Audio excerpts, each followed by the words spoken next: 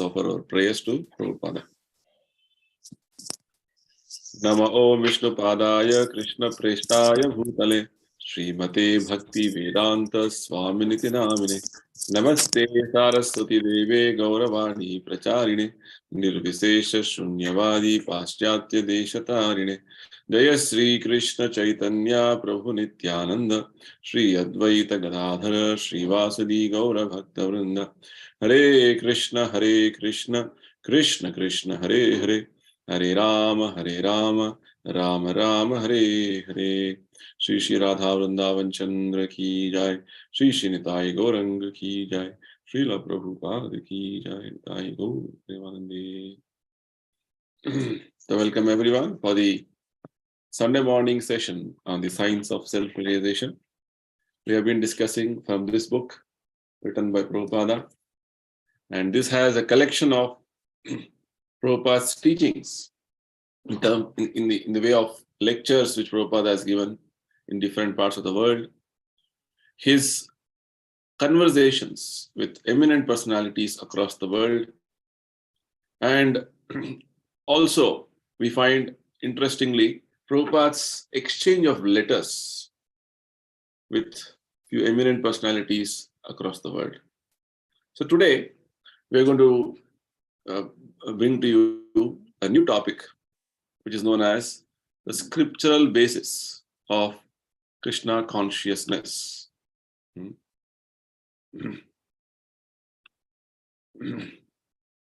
I hope it is visible to everybody. So this is called scriptural basis of Krishna consciousness. The topic is a very interesting one, and it's going to be part one. We're going to have in a few more sessions understanding of this. Basically, this is a exchange of letters Prabhupada had with one professor in University of California. Very interesting, because that professor happened to be the professor of philosophy and South Asian languages. So he seemed to know many aspects of our Vedic literatures and all these things, because South Asian languages and philosophy means he's supposed to know everything thoroughly. So he was having some objection with regard to Prabhupada's disciples' way of chanting always and worshipping Krishna, because these youth in America, they were all actually Christians, Jews. But when Prabhupada started the movement, all of them joined Prabhupada. So that was his hidden concern. So very nicely Prabhupada answers all of them in a very wonderful way. Basically, Professor Stoll, Dr. J.F. Stoll had mentioned all these things in an article to Los Angeles Times in 1970. So it came to Prabhupada's knowledge. So like this, one professor has pointed out something. So immediately Prabhupada started corresponding with him in a letter. That's what is the whole, subject matter.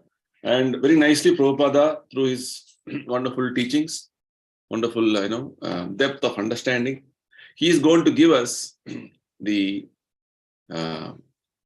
proper understanding of the scriptural basis.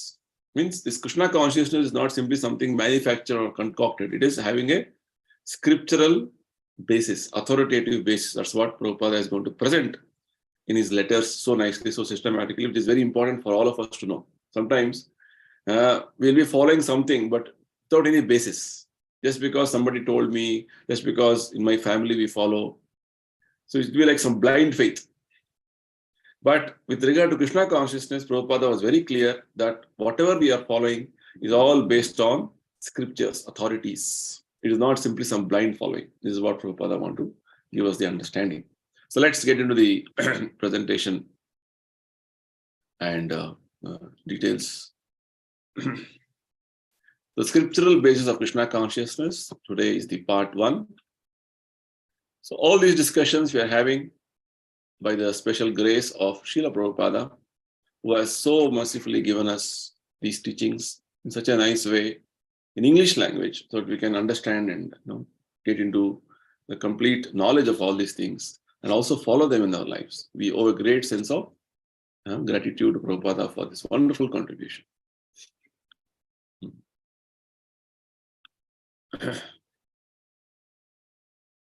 So, as I told you, there was an article in the Los Angeles Times on January 11, 1970, and the issue was that the faculty members at the University of California at Berkeley, including Dr. J.F. Stahl, professor of philosophy and South Asian languages, had turned down a request to grant credit for an experimental course in Krishna consciousness to have been taught by Hans Carey, president of the Hare Krishna Movement's Berkeley Center. You can imagine ISKCON in the very early years. 1970s, like, just ISKCON started 3-4 years ago. And Prabhupada was preaching extensively in America during that time. And he had, made many disciples, American disciples by that time. And Prabhupada's movement's main activity was to have Sankirtan, that is chanting on the streets, and also distribution of books. And one more was trying to reach out the message of Krishna consciousness to the youth in the colleges and also the intellectual community. That was Prabhupada's intention, so that people understand the purpose of life. People understand the goal of life. That was, with this intention, Prabhupada had told his disciples to reach out to as many people as possible in whatever forums possible. So with that background, the president of Berkeley Temple, Hare Krishna Movement, had approached the University of California for a course, so that the students can get to understand about the philosophy of Krishna consciousness that way. But the professors and the faculty members had turned down the request. Later on, it was granted after the letter exchange. Right? In rejecting the proposed course, Dr. Stahl suggested that the devotees spend too much time chanting to develop a philosophy. Right? This was the comment by Dr. Stahl. When the article came to the attention of Srila Prabhupada, the founder and spiritual master of the Hare Krishna movement, he initiated an unusual correspondence with the renowned professor. So when this particularly came to the attention of Prabhupada, he had this letter exchange. First, we'll get into the details of what was there in the main points, what was there in the Los Angeles Times article, which was written by Professor Stahl. Few points just to get a basis or the background of what we're going to discuss now. So this is Professor Stahl or Dr. Stahl, Dr. J. Stahl, Professor of Philosophy and Near Eastern Languages at University of California, Berkeley, and an instructor in Indian philosophy, believes that the Krishna sect is an authentic Indian religion and that its adherents are sincere. Very good comment. Very good observation from a Western philosopher, professor. So he is telling that actually Krishna conscious sect seems to be authentic Indian religion. Adherents are sincere. He attributes the society's rapid increase in members to the tendency of today's younger generation to reject organized church going, while at the same time searching for fulfillment of belief in mysticism. So I'm reading the excerpts from the Los Angeles Times article, which appeared in January 1970. So the comment, one of the comments which Professor is making is that that people want to have spirituality, but looks like today's younger generation are rejecting going to our churches, our way of religion, and they're adopting something which is from the Eastern mysticism, that is, from the India and other, like this parts of the world, China, Buddhism is coming, we're getting Hinduism, like this, he is concerned. That is his point which he's trying to make here. So he further says, he points out, however, that persons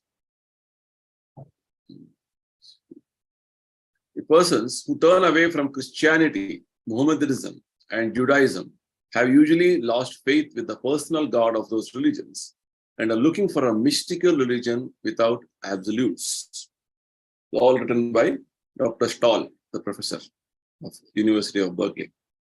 So he's telling that people who have left their faiths, like Islam or Christianity or Judaism, they have lost faith in their gods and are looking for something very mystical from Hinduism or Buddhism.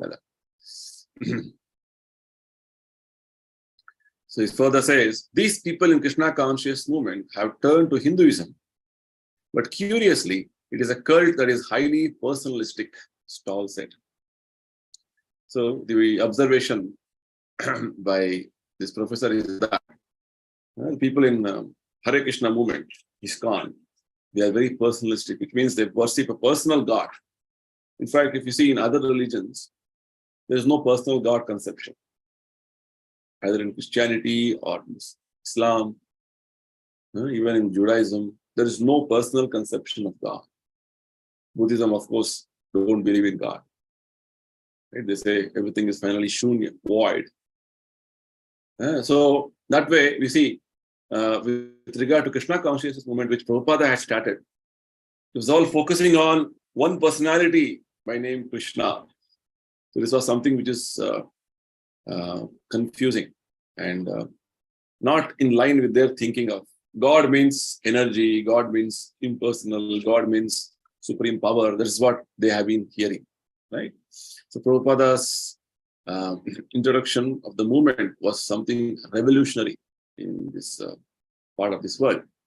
So let's continue our presentation.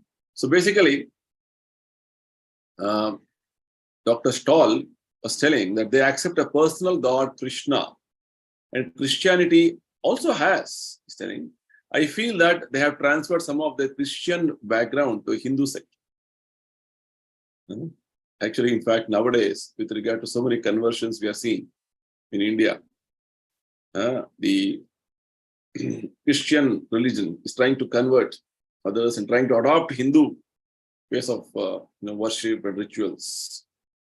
So Dr. Stoll is saying the other way around. In fact, Prabhupada has come to America and is trying to adopt some Christian rituals and beliefs, and looks like they're all following ours only, but they are given the name of Hinduism. That's what Dr. Stoll's contention was. Very interesting. Further, he also feels that they spend too much time chanting to develop a philosophy. On these grounds, he and others on the faculty turned down the request to grant credit for an experimental course in Krishna consciousness that will be taught during the winter quarter by Hans Carey, president of the sect's Berkeley Temple. So because of these concerns and contentions, that they look like Christianity only, but they have given a different brand and they are having too much into personal God, and they spend too much time on chanting and all these things. So the the faculty of the University of Berkeley, University of California, had rejected the proposal for a course which the president of ISKCON Berkeley had proposed in the university. So Prabhupada took the opportunity to respond to this article in Los Angeles Times by writing a letter to the editor. Just see, Prabhupada was so active. He has written very nice, wonderful letter to Los Angeles Times, the editor. Prabhupada's letter to the Los Angeles Times. So Prabhupada says, again, Prabhupada responds very quickly. The article came on January 11th. And within next 3 days, when it came to Prabhupada's notice, Prabhupada has written an article, because Prabhupada is very, that way, he's a preacher who has come to preach the absolute truth. So the editor of Los Angeles, Prabhupada, writes like this: Dear sir, he makes a wonderful point on how religion is the law of God. And Prabhupada says, With reference to your article in the Los Angeles Times dated Sunday, January 11, 1970, under the heading Krishna Chant, I beg to point out that the Hindu religion is perfectly based on the personal conception of God or Vishnu. So Prabhupada is giving his viewpoint from the scriptural basis. He's telling that, yes, the article which was published recently in your newspaper, Hindu religion is based on the personal conception of God or Vishnu, generally known as Krishna, Vishnu, Narayana in that way. Prabhupada then further mentions the impersonal conception of God is a side issue or one of the three features of God. Very important point Prabhupada is making. The scriptures point out that God has many features, mainly three. He manifests himself as a personality in his personal abode, Vaikuntha, Golok Vrindavan, that is called Bhagavan. He is also manifest in every atom, in every living entity as super soul, all pervading super soul. It's localized, so localized that he is present everywhere as Paramatma. One of his prayers by Lord Brahma, Brahma says that Andantarastha Paramanu Chayantarastham. Lord is situated as Paramatma in Paramanu also. Paramanu means atom. Atom to every living entity, Lord is accompanying as Paramatma. So each and everything is moving, it is sustained, and it is in a particular state of motion only because Paramatma is within that. Paramatma gives away, or the Paramatma is left that particular thing, it will all collapse. It's like that. So, this is second feature. One is the Bhagavan personal feature, personality feature. Second is the all-pervading feature, localized feature called the Paramatma feature. Third is the impersonal feature, is energy. Krishna says in Bhagavad Gita, Maya tatam idam sarvam jagat avyakta murtina. I am all pervading in this world by my energy in an impersonal way. Very nice examples Krishna gives in Bhagavad Gita. He says that when you see the light of the sun, light of the moon, you understand it is my energy working there. When you taste the water, the taste of the water, I am that. Rasoham apsu kaunteya. And the ability in man, that energy, I am that energy. Krishna says. Like this, he gives wonderful examples. So basically, Krishna's three features are the personal aspect, personality aspect called Bhagavan, the localized aspect called Paramatma, and the all-pervasive aspect called the impersonal Brahman or Brahma Jyoti. This is what Prabhupada is trying to refer here in this particular response he's writing to Los Angeles Times, to editor. The impersonal conception of God is a side issue or one of the three features of God. The absolute truth is ultimately the supreme personality of Godhead. The Paramatma conception is the localized aspect of his omnipresence, and the impersonal conception is the aspect of his greatness and eternity we discussed just now. Right? So absolute truth has three features: his personality aspect, the Paramatma aspect, the localized aspect with regard to being everywhere, omnipresence it is called, and the impersonal conception of his energy being all-pervading. It is his greatness and eternity. But all these combined together make the complete whole. Right? So Lord Krishna is not that he's having all these features separate and he's something different. No. All of them are part of Krishna only, his various aspects, various features. All these combined make the complete whole. So nicely Prabhupada is giving out the philosophy of Krishna consciousness in such a simplistic way. so that everybody can understand. Further, Prabhupada says, Dr. J. Stahl's statement that the Krishna cult is a combination of Christian and Hindu religion, as if something manufactured by concoction, is not correct. Now Prabhupada starts pointing out the various say mistakes or various concerns which Dr. Stahl had. The first point Prabhupada makes is that Christianity and Hinduism is a combination, something that he's telling. With regard to that, we have manufactured some new religion from some Christian principles. That is not correct. I disagree on that, Prabhupada says.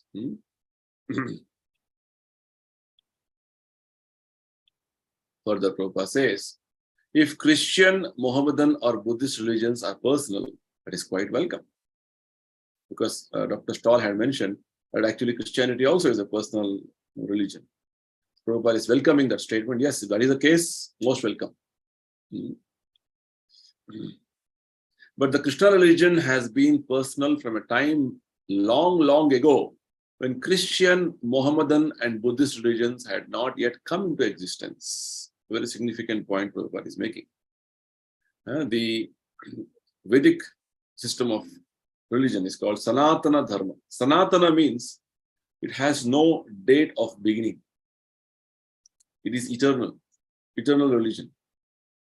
So it is not called Hindu religion. It is called Sanatana Dharma, according to Prabhupada. So this Sanatana Dharma is so old that all the other new religions like Christianity or Islam or Buddhism, they all have a date of beginning. Right? Just like Buddhism started 2000 years ago. Like that, there is a date when all these different religions have started. Whereas with regard to Sanatana Dharma, it is the oldest. It has no date of beginning. It is ever existing. That's the point which Prabhupada is trying to make here. According to the Vedic conception, religion is basically made with a personal God as his laws. There's a statement in the Vedas. It said, Dharmam tu sakshat bhagavat pranitam, which means religion is the law given by God himself. Very nicely, Prabhupada further makes it emphatically mentions. Religion cannot be manufactured by man or anyone except God superior to man. So Prabhupada is trying to clarify to this professor that it's not that the religion which we are trying to follow and trying to preach in your country is not something manufactured or concocted. In fact, no religion can be manufactured. If something is concocted or manufactured, the scriptures say it is a cheating religion. Right? It's called Kaitava Dharma. Kaitava Dharma means just for sake of living and for some material benefits, you manufacture the religion. That is not the way. Religion definition is that it is the codes of the law given by God. Right? Dharma means the law given by God himself. It's like when you say law of the government cannot be manufactured at your home. Law of the government is in fact enunciated, or it is being implemented by the elected representatives through a proper common forum. They discuss and they implement the laws. So in your house and my house, I cannot manufacture some laws of the government. Likewise, religion is not manufactured by some concoction, or, somebody who wants to start one new religion. That is not the way. Religion means the law given by God. That's the point. So nicely, Prabhupada is explaining all these wonderful concepts from the Vedic conception.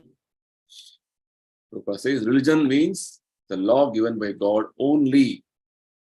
Any other so-called religion, they say we have manufactured, we have concocted. That is actually only cheating religion. Very simple. Right? Religion is the law given by God only. So Prabhupada now points out how, unfortunately, the modern day context, how people are manufacturing religions, concocting religions. Right? Prabhupada says, unfortunately, all the Swamis who came before me in this country, stress the impersonal aspect of God without sufficient knowledge of God's personal aspect. Prabhupada is referring to many other Swamis who went to America many years ago, who didn't stress on the personal concept of God, rather they're telling God means impersonal because they were afraid. Because in Christianity, they don't believe in the personal concept of God. They are afraid that, the philosophy, what they are preaching will not be acceptable. So they have preached in that way. So Prabhupada is pointing out, unfortunately, all the different gurus and swamis who came before me have only stressed on the impersonal aspect of God. They didn't have sufficient knowledge of the personal aspect of God. Because God has a personality. He is person like you and me. That is one important feature of God. In fact, the whole Bhagavad Gita, Bhagavata is only teaching us important aspect that God means He is supreme personality. We are persons, God is a person. God is not impersonal. Yes. So next Prabhupada points out, in the Bhagavad Gita, therefore, it is said that only less intelligent persons consider that God is originally impersonal but assumes a form when He incarnates. This is the common modern day philosophy known as anthropology, wherein they think that, like how we are human beings, God must be a human. They assign the human-like tendencies and features to God. But this is the other way around. Bible also says that man was created according to the image of God. But people don't understand these things and they try to bring down God to the material platform or the platform in which they are living. So this is exactly what Krishna says in Bhagavad Gita. Prabhupada is pointing out. Less intelligent persons. Krishna says, Avajananti ma mudha. Mudha means the less intelligent people who are not very well versed in the knowledge of scriptures. So they think that God is impersonal actually, but when He comes to this material world, He assumes a form. This is a type of one philosophy called impersonal philosophy or Mayavada philosophy they are propagating, because ultimately God is impersonal. He doesn't have a form. When He descends, He comes as a form like you and me. This is the type of philosophy which is very much prevalent in the present day society. Right? So Prabhupada is pointing out the fallacy of the modern day understanding of religion and conception of God. In fact, Prabhupada met many prominent people across the world and many people from different religions. The first question Prabhupada is to ask them is, what is the conception of God in your religion? Nobody could answer give proper response to this question. They are always giving very vague answers and no clear understanding. Because Prabhupada says, see, in Bhagavad Gita, in our Vedic scriptures, a very clear conception of God is there. We know what is God's name, who is God's father, where does God stay, what is his activities, everything we know. In fact, in some religions, they don't have God's name also. They say, no, we cannot say God's name. Prabhupada says, why you should not say? It's like you are a person, you have a name. Like that, God has a name. Right? Like that, Prabhupada used to very nicely discuss with many people and try to make them understand how the conception of impersonalism is so prevalent in present day context, present day society, that people are misunderstanding about the actual existence of the personality God. So further, Prabhupada very nicely is responding, continuing. The Krishna philosophy, however, based on the authority of the Vedas, is that originally the absolute truth is the supreme personality of Godhead. So the philosophy which Prabhupada has brought to Western countries, America, is that it is based on the authority of the Vedas, wherein it is mentioned Krishna is the supreme personality of Godhead. Krishnastu Bhagavan Swayam. All the Vedic scriptures proclaim this. All the Vedic scriptures confirm this. Prabhupada further explains, his plenary expansion is present in everyone's heart in his localized aspect, and the impersonal Brahman effulgence is the transcendental light and heat distributed everywhere. further, same thing Prabhupada is explaining, the three aspects of Krishna. Personal aspect as a personality, and Krishna's plenary expansion means Krishna expands himself into innumerable forms. Plenary means that every expansion has the same potency as himself. So this Paramatma, every Paramatma living in each of our hearts is like as powerful as Krishna only. Is the meaning of plenary expansion, right? So Krishna is present as Paramatma in everybody's heart, and he is present as all-pervasive, impersonal Brahman, distributed everywhere. See, whenever Prabhupada is writing, he's always quoting the scriptures, authority. That's what you're supposed to point very clearly notice here. Prabhupada is not talking anything from his own concoction, or he's not manufacturing anything. He's not adding something or subtracting something. Whatever scriptures are telling, Prabhupada is just presenting it as it is. In the Bhagavad Gita, it is clearly said that the aim of the Vedic way of searching out the absolute truth is to find the personal God. Right? The whole Bhagavad Gita is discussing this point. But finally, we have to look for, or the search for the personal God. There's a nice statement in Bhagavad Gita. It is mentioned, Bahunam janmanam ante jnanvan man prapadyate. Vasudeva sarvamiti. Even the great philosophers or the speculators or the jnanis, after many, many millions of births, they come to the proper understanding that God is personal and he is the source of everything. This is the understanding, or this is the conclusion they come to after a lot of many years of research. And Krishna is presenting this aspect from the very beginning of Bhagavad Gita in such a nice, wonderful manner. So Prabhupada says, why you have to again research? Why you have to spend so many millions of lives unnecessarily? Vasudeva sarvamiti sa mahatma sudurlabha. Krishna Vasudeva is everything, what Bhagavad Gita points out. So nicely Prabhupada is bringing out things.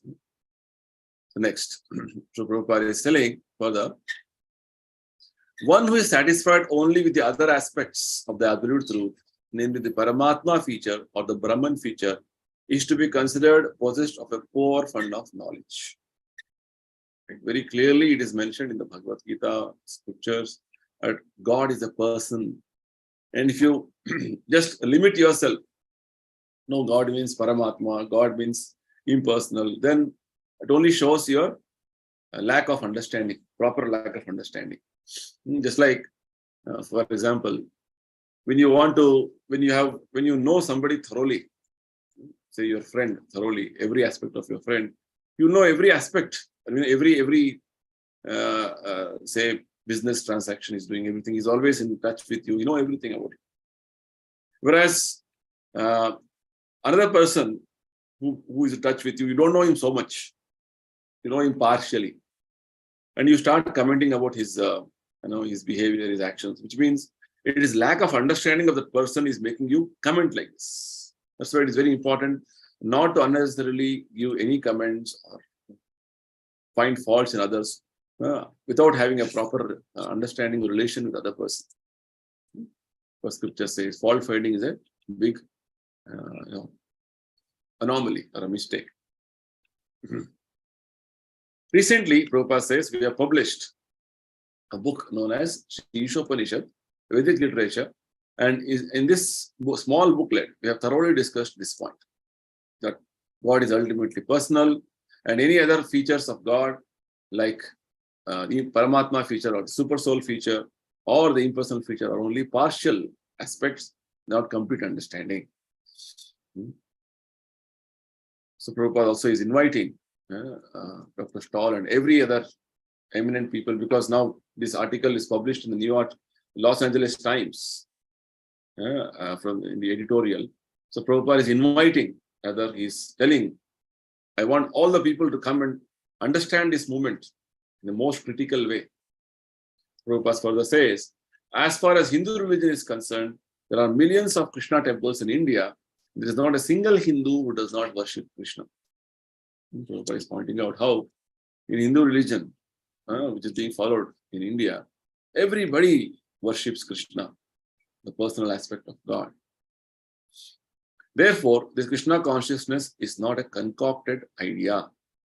Basically, Prabhupada want to point out to Dr. Stahl that whatever you have mentioned that we have manufactured a new religion, new cult.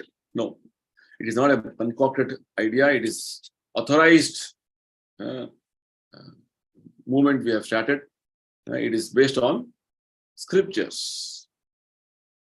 So Prabhupada is giving a challenge. We invite all scholars, philosophers, religionists, and members of the general public to understand this movement by critical study. Critical study means taking into every aspect and trying to argue, and then further analyze, and very critical. You just get into every detail of what we are doing. We have answer for them on the basis of scriptures. We are not blindly following. That's the point. It's very important. So this challenge Prabhupada is openly giving to anybody. That is how Prabhupada says the Krishna consciousness movement is a scientific movement. Just like in science, you can put any experiment to critical analysis. Critical analysis means, okay, hydrogen and oxygen combined will give you water. This can be critically analyzed in any part of the world by any scientist. It's going to prove you correct. True. Likewise, Prabhupada says any aspect, any understanding, or any following what we're doing in Krishna consciousness movement, you put it into critical study, analyze, get into more depth of things. Then you'll see that everything is reasonably, scientifically, logically correct. Right? So there's a nice statement by one of the authors, one of the great devotees, Krishnadas Kaviraj Goswami. He says, Chaitanya Mahaprabhu's philosophy and his daya is so wonderful that you have to ponder over, you have to think over, you have to contemplate. And if you can carefully, critically analyze every aspect of how Chaitanya Mahaprabhu is so merciful, you will see Chitta Pabe Chamatkar. Means you will see everything is so wonderful actually. So great. So Prabhupada took this opportunity to present the Krishna conscious philosophy's authenticity. You put us into critical analysis. You have debate with us. You argue with us, and we will establish the truth. What is the truth? That is the point. So further, Prabhupada very nicely explains. And if one does so seriously, one will understand the sublime position of this great movement. Right?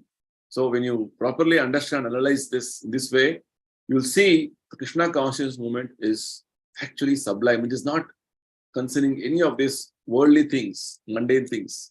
Sublime movement, it is beyond this material world. It's a great movement. Prabhupada used to say to his disciples, one day people will realize the great contribution of Krishna consciousness movement, because this is not concerning about this body or anything, not even with this mind or intelligence, material intelligence. It is beyond that. It is spiritual. It's completely, it is antimatter, transcendental. So one day people will realize the importance and contribution of Krishna consciousness movement. So Prabhupada had this, had this prophecy already made. So now people are realizing the importance, because we are all only concerning about physical world, phenomenal world. Phenomenal world means bodily, sensual, mental, intellectual, or egoistic maximum. But Krishna consciousness is beyond this. It is spiritual. All of us are hankering for this spiritual, experience. But we have to settle down with something which is not spiritual. Example is given, just like you are aspiring for a mountain of happiness. Finally, you are only getting one grain of happiness. One more example Prabhupada gives is the mirage example. The desert, it looks like, in the distance there is a nice water body. The scientific phenomena which happens there. But when you go, actually, there is no water.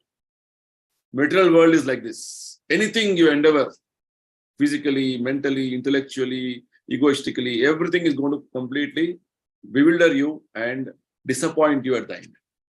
Whereas anything you pursue from the spiritual point of view, you will have real satisfaction. Yena atma suprasidati. That's what Prabhupada want to tell us here.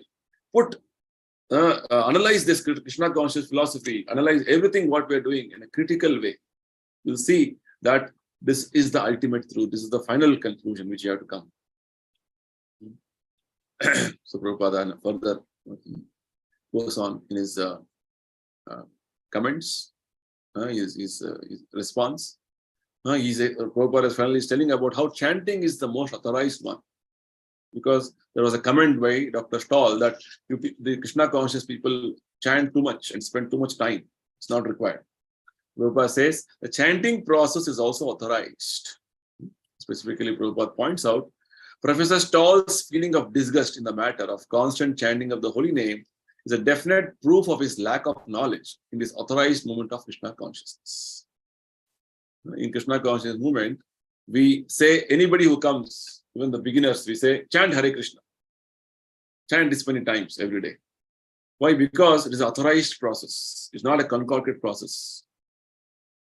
And Dr. Stoll's comment that the Krishna conscious movement people, they spend too much time on chanting to develop a philosophy is something Prabhupada is trying to counter that point, that argument. When he says, we are following the authorized process, the way Krishna has given us, the way scriptures have given us. Later on, we'll see how Prabhupada will point out from various scriptures and establish the fact that chanting is the authorized process. In fact, Chaitanya Mahaprabhu, who descended 500 years ago, Lord Krishna himself, he said, Harer Nam, Harer Nam, Harer Namaiva Kevalam. Kalo Nastyeva, Nastyeva, Nastyeva Gatiram. In this age of Kali, there is no other process of religion than to chant the holy name of Krishna, to chant the holy name of Krishna, to chant the holy name of Krishna. 3 times he emphatically stressed. So that is the authentic process which we are following. So Prabhupada want to tell that this is not a concoction, it is an authorized process which we are trying to follow. Further, Prabhupada says, instead of turning down the request to give carries course credit, he and all other learned professors of the University of California at Berkeley should patiently hear about the truth of this authorized movement, so much needed at the present in godless society. In fact, Prabhupada is trying to tell how Dr. Stoll and other professors at the University of California, they had rejected the proposal to have a course on Krishna conscious movement. Instead of rejecting the course, please give a patient hearing. First, hear us. Give us a chance to speak. Because present day society is what? It is called godless society. And this godless society, the teachings of Krishna conscious movement is so much needed. So Prabhupada is so nicely presenting the whole subject matter. Such a wonderful way. Anybody, now after 53 years, we're reading this. And we are getting such a wonderful meaning and message, so clear. That's how Prabhupada is. Prabhupada's books are like that. For thousands of years, is going to come now. In the future, everybody is going to benefit like this. Prabhupada says, this is the only movement which can save the confused younger generation. We are so much in a complete confusion, perplexity, what to do, what not to do, what is the goal in life, what is the purpose in life. Everybody is confused. Prabhupada says, this is the only movement which can save the humanity. There is no other movement. Prabhupada was very strong on this point. Prabhupada further again reiterates his point. I shall invite all responsible guardians of this country to understand this transcendental movement and then give us all honest facilities to spread it for everyone's benefit. This is the appeal Prabhupada is making. All responsible citizens and guardians of this country, please understand this movement in a critical way and give us all honest facilities so that everybody can benefit from this, spreading of this movement.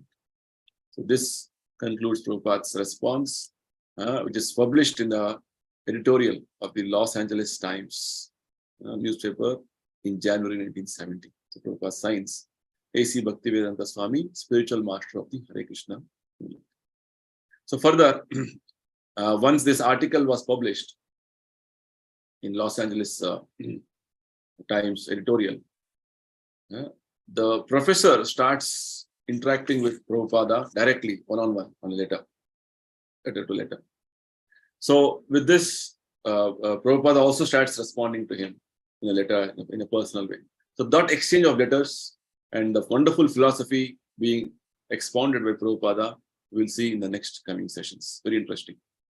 Let's see how Prabhupada was so meticulous and so concerned about the society's situation. As Prabhupada points out, the confused younger generation with regard to what to do, what not to do. Nobody knows the purpose of life, goal in life. This was exactly the lamentation of great acharyas like Prahlad Maharaj. Nate vidus swartha gatim hi Vishnu. Nobody knows the real purpose of life, real goal in life. Everybody is thinking this temporary life of few years, we have to enjoy, we have to, maximize our gratifying our senses. That is the purpose of life. People are thinking completely misguided, misdirected. So Prabhupada wanted to point out to everybody, this movement, Hare Krishna movement, which is started by him, is the only saving grace. People can simply adopt the principles as enunciated in this movement and follow them seriously in their life. They will see the transformation. We will see more of these things being explained by Prabhupada in the next sessions. I'll conclude here. And before I close, if somebody has anything to ask or comment, I can take a few questions.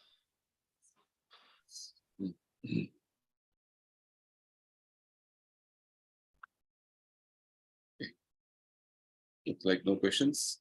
So we will conclude here and continue our discussion next week again. Thank you so much. Hare Krishna.